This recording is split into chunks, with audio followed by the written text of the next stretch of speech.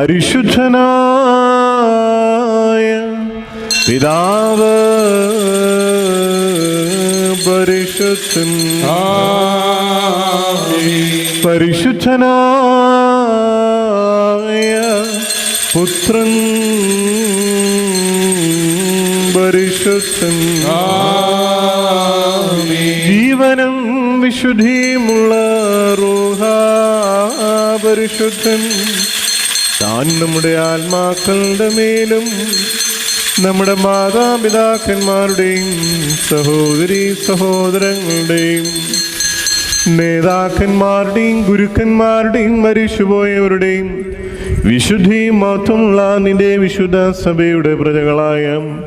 വിശ്വാസികളായ സ്ഥലവാങ്ങിപ്പോരുടെ ആത്മാക്കളുടെ മേലും രണ്ട് ലോകങ്ങളിലും മനസ്സലിവ് തോന്നി പാപിയ